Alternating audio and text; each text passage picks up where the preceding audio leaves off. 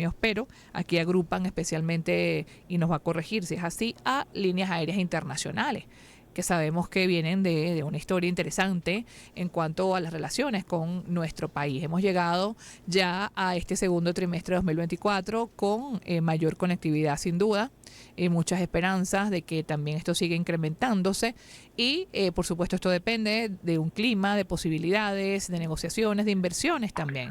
Marisela, primero felicitarte, Andrés y yo, que lo hicimos cuando supimos tu nombramiento aquí al aire de inmediato, porque este es un tema recurrente todos los días en el programa, el tema de la aeronáutica y el tema del turismo en general. Y queremos saber ya qué has encontrado en la casa, cómo han sido estas primeras de cambio para ti y para el gremio. Hola Andrés y Ginette, muchísimas gracias por la invitación al programa. Yo estoy feliz, pasé 3 años muy interesantes del lado de agencias de viaje, una gran agencia de viaje, Turismo Mazo, y aprendí muchísimo y me encantó, pero volví a mi fuero, que es aviación, porque he trabajado toda mi vida profesional en aviación y es de lo que más sé y es lo que más me gusta. Entonces estoy feliz, a la vez un poco mi casa, porque siendo yo línea aérea en algo, yo fui American Airlines, fui Continental Airlines, en algún momento éramos líneas aéreas afiliadas, entonces es un poco como volver a la casa. Así es, que has encontrado en estas primeras de cambio, es decir, qué solicitudes, qué sueños, qué aspiraciones que quizás no veías porque no estabas dentro del gremio 100% de las líneas aéreas en estos últimos 3 años, estuviste más defendiendo los intereses de la agencia, ¿no? Claro, pero algo que vemos con beneplácito todos los lados es el aumento de la conectividad, porque mientras más competencia haya, es mejor para las líneas aéreas en general. O sea, a ninguna línea aérea le gusta, estoy sola en este mercado, qué bien, hago lo que me da la... No. Cuando hay competencias, hay mejor servicio, hay más opciones. Del lado de las agencias también se veía con mucho beneplácito. Yo cuando empecé en la agencia, imagínate, fue saliendo de la pandemia. Y bueno, el primer regalo fue el primer día mío de trabajo, que reanudó la operación Copa después de pospandemia. Sí. Y así hemos visto cómo mes a mes o trimestre a trimestre, es más fácil medirlo, ha ido aumentando la conectividad, han vuelto líneas aéreas. También me encontré que es un tema de líneas aéreas nuevas que antes no volaban a Venezuela y ahora están volando a Venezuela, como por decirte Sky High, Satena. Hay varias líneas aéreas que vinieron a suplir un poco esa falta de las que se fueron, unas que no han vuelto por motivos políticos básicamente. Fíjate, Colombia, estuvimos más de 2 años sin vuelos directos, un país vecino con tanta migración venezolana. Y bueno, pero ya empezaron, y mira, estaba Satena, ahora está Bianca, está Wingo, está Turpial, está Láser. Eso es bueno para todos, para el mercado, para la conectividad, y la conectividad es bueno para la economía. Así es. Eso está absolutamente ligado, entonces es bueno para todos.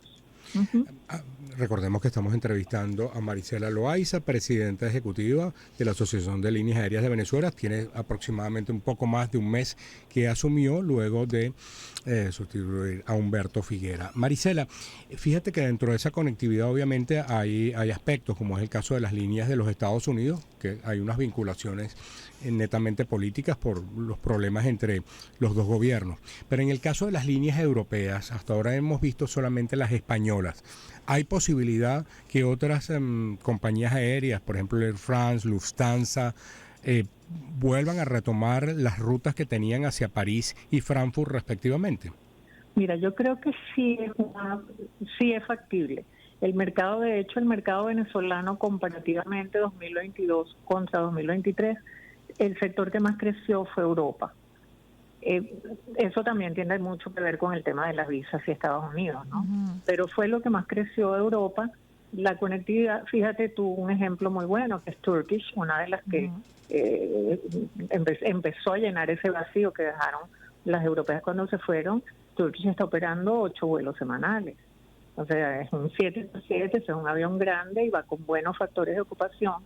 Yo sí creo que de esas que se fueron, que se añoran mucho en Air France, Lufthansa, sí podrían empezar a volver en algún momento, porque como tú dices, no hay ningún tema político que se los impida. Ahorita hay otros temas de expansión de ciertos mercados, de equipos, de pilotos mismos. El sector está ávido de pilotos. Que es lo que quería preguntarte ahorita, Marisela, porque todos los sectores, sobre todo sumamente especializados, específicos, se quedaron muchas personas buenas, pero también se fueron otras también buenas. Y la formación es fundamental, ¿no? El INAC, a través de un instituto que tiene, que lo dirige la profesora Doris, que es muy amable, siempre que nos ha podido hablar en oportunidades de esa formación que ellos hacen. También hay otras empresas privadas de personas que trabajan en este sector, que no solamente son los pilotos, sino el personal de tierra, el personal de aire, etcétera. ¿Crees que o tienes un comentario, una cuantificación, un comentario cualitativo de cómo estamos en esta materia de este personal tan importante que marca la diferencia muchas veces entre una aerolínea y otra, y sobre todo en unas rutas que son competitivas? Claro, hay varias cosas. Hay una escasez de pilotos a nivel mundial. El tema del entrenamiento del piloto es que es un tema muy caro. La hora de simuladores es muy cara. Los simuladores están casi todos fuera del país. O sea, es bien complicado. Los pilotos ya formados, las líneas aéreas nuestras tienen que competir con lo que le pagan a los pilotos fuera. Es un tema bastante, y el INAC yo sé que hace un esfuerzo por mantener el entrenamiento al día, sobre todo, bueno, porque hay un tema de seguridad que es lo primordial en mi sector. Y se mantiene al día, pero no creo que sea suficiente. Y no estoy hablando ahorita de una realidad de Venezuela. Local nada más. Fíjate, te pongo un ejemplo. En el mundo ahorita solo 5% de los pilotos son mujeres. Hay países como México, que acabo de venir de un foro y estaba ya en la Autoridad Mexicana de Aviación Civil y la Oficina de Turismo de México, que están como haciendo una campaña especial para atraer más mujeres a entrenarse como pilotos. Y ellos tienen uno de los promedios más altos del mundo, ellos y la India, que tienen 8% de las mujeres son mujeres, de los pilotos de sus líneas aéreas. Entonces hay como que estimular, ahorita no estoy hablando de género, pero estimular que la gente quiera estudiar esa carrera, que es muy sacrificada y es fuerte, pero es muy cara, las horas de vuelo son caras, es una profesión cara. Es Marisela Loaiza, presidenta ejecutiva de la Asociación de Líneas Aéreas de Venezuela. Marisela, fíjate que en la entrevista que nos dio Humberto Figuera, la última que dio antes de la toma de posesión contigo, él nos decía sobre este problema que quedó de cuando aquí había control de cambios, y textualmente nos dijo: aún se encuentran represados aproximadamente 3.500 millones de dólares que están en los balances de las líneas aéreas como un activo que no ha podido cobrarse. Sería muy interesante que el país diera una muestra de que eso se va a cumplir en un momento determinado. En este tiempo que has podido conversar con alguno de los representantes, ¿ese tema está presente?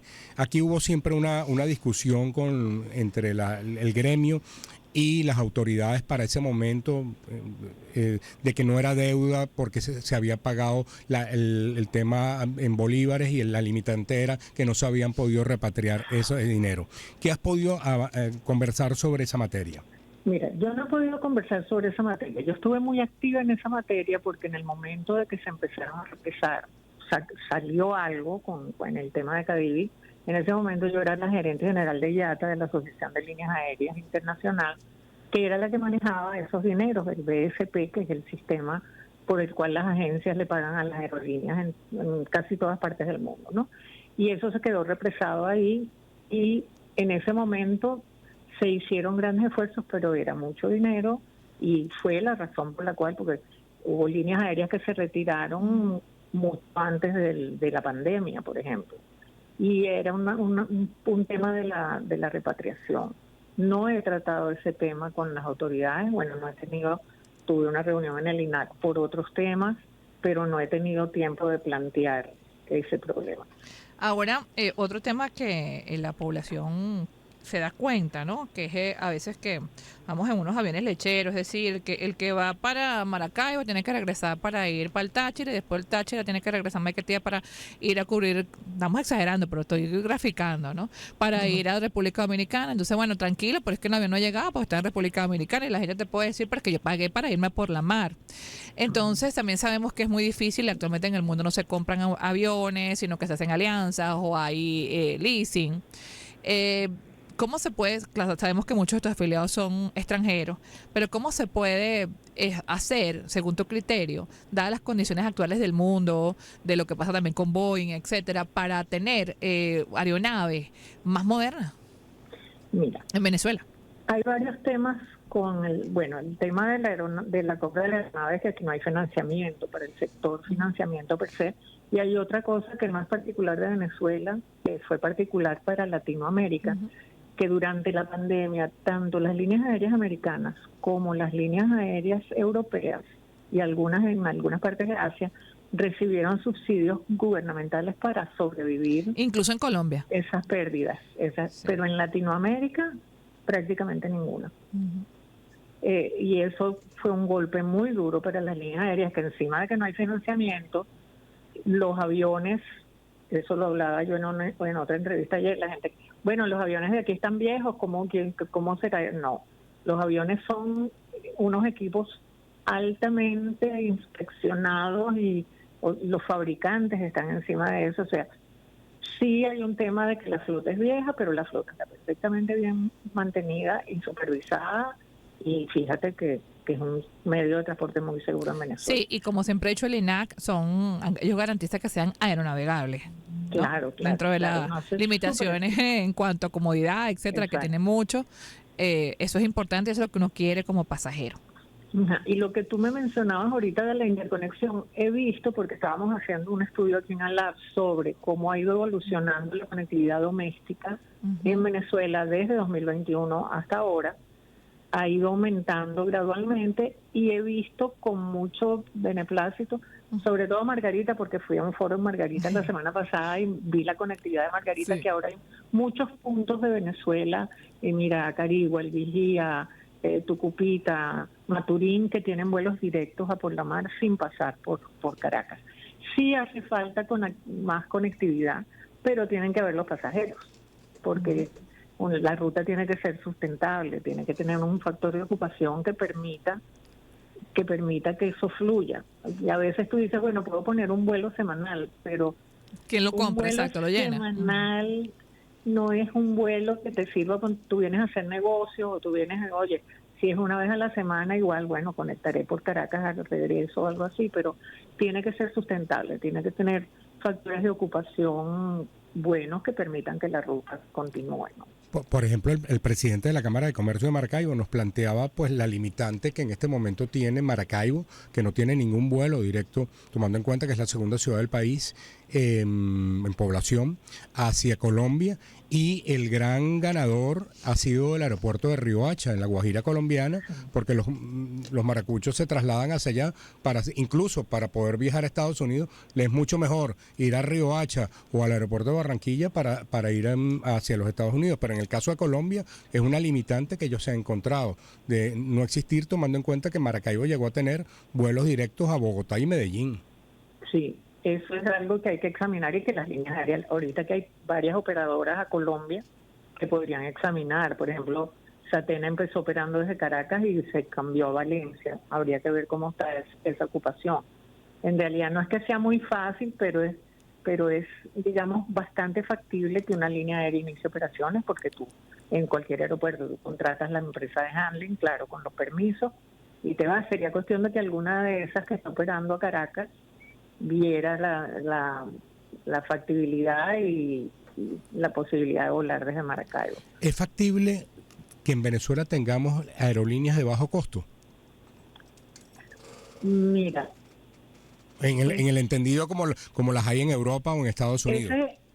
Lo que pasa es que la línea aérea de bajo costo, eso se llama unbundling, que es que tú vendes lo básico, tú vendes que yo te monto aquí y te suelto allá. Pero y después te voy cobrando, y después te voy cobrando la comida. Tina Quintero puso un post que se quedó con nada más con el equipaje de mando, no se había dado cuenta. Y tuvo que hacer una ingeniería de maleta. Mira, y pasa, y hay muchos chistes sobre eso. Hay unas líneas de Europa que son muy cómicas, que hacen cosas de te cobro por usar el baño y por subir la persiana. Y hay videos así muy cómicos. En realidad, el bajo costo aquí, primero, el bajo costo se da porque la mayoría van a aeropuertos secundarios, algunas van a aeropuertos secundarios. Otras tienen incentivos para volar a ciertos lugares. En Venezuela no hay eso por los momentos. Que tú dijeras, bueno, Barcelona, por ejemplo, entiendo que ahorita los precios para que aumenten los vuelos a Barcelona, entonces pueden bajar la tarifa. Pero aquí, si tú te pones a ver, el esquema es lo que me cuesta la operación y cobro lo que el mercado me permita, porque ahorita empezaron a cobrar, por ahorita hay una iniciativa aquí de algunas líneas aéreas venezolanas de cobrar el asiento, si quieres asiento más adelante. Pero entiendo que hay una discriminación en este momento entre líneas nacionales y extranjeras por el tema de la venta del combustible. Bueno, lo que pasa es que, pero eso es de mucho tiempo que en Venezuela, y algo que peleaba mucho la IATA en su momento cuando yo estuve ahí, que la OASI, que es la Organización de Aviación Civil Internacional, recomienda trato igualitario para todas las líneas o aéreas que operan a un país o en un país. Eso aquí en Venezuela no se cumplía. El combustible para las líneas nacionales tradicionalmente ha sido más bajo que el costo del combustible para las internacionales. Sí, porque preguntando en estos días sobre el precio nos decían, no, lo que pasa es que a las líneas nacionales está costando el combustible a nosotros las internacionales 2 veces más, ¿no? Pero bueno, y en buscando de cómo bajar algunos precios locales, por ejemplo el de Margarita, que sabemos que está bastante alto, comparado con ir a Curazao, ir a Colombia, que hay competencia. Nos decían también, bueno, desde el INAC también, hablando de cómo buscar para que las líneas dijeran en qué impuestos podemos trabajar para que eso pueda ser pueda tener un mejor precio. ¿En qué impuestos se puede trabajar para tener un mejor precio según ustedes? Mira, me tocaste un tema que además acabamos de ver también en el foro latinoamericano de allá. Cuando tú ves un boleto que tiene una cantidad de letricas que son códigos IATA, de paso, el YQ, la X, la J, es un impuestico que, mira, que hay impuestos municipales, impuestos estatales, impuestos tasas para el INAC, las tasas del aeropuerto. Son tantas cosas que van sumando y que es un viso además a nivel latinoamericano. Y la cifra que compartieron con nosotros ahorita fue que el promedio mundial de impuestos y tasas en un boleto es 27%. En Latinoamérica es 44%. Casi la mitad. Exacto. O sea, en Latinoamérica, y es un mal de todos los estados y todos los gobiernos. Aquí, por ejemplo, se paga una cosa de tecnología y de deportes, de cosas que no tienen nada que ver con la actividad. Eso es una cosa para sentarse. Déjame anotarlo aquí porque Andrés lo anotó. Préstame, Andrés, el bolígrafo. Usted dijo que en Latinoamérica era ¿cuánto? 44. El peso de los impuestos en la tarifa. Exacto. Y en el mundo es 27. Okay, para poder tuitear bien después eso, gracias. Sí, te puedo pasar si me das un... bueno, sí, yo te les escribo. Pasar a tu productor. Excelente. La presentación que hizo.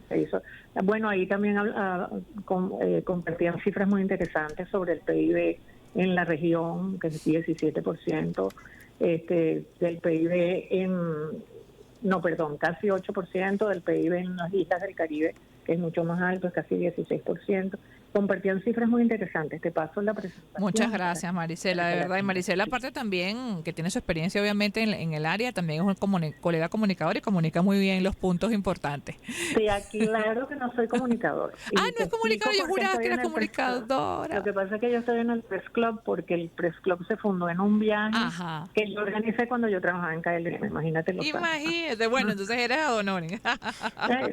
soy fundadora. Bueno, pero comunicas muy bien los conceptos, ¿verdad? Que muchísimas gracias. Nosotros aquí en el programa tratamos de ir un poco más allá de lo superficial y aprender de esta industria que es tan difícil, que es tan específica, pero que a la gente le interesa tanto. Muchísimas gracias, Marisela. Les agradezco muchísimo la invitación y estoy a la orden. Marisela de Loaiza, la nueva presidenta ejecutiva de la Asociación de Líneas Aéreas en Venezuela. Vamos con publicidad.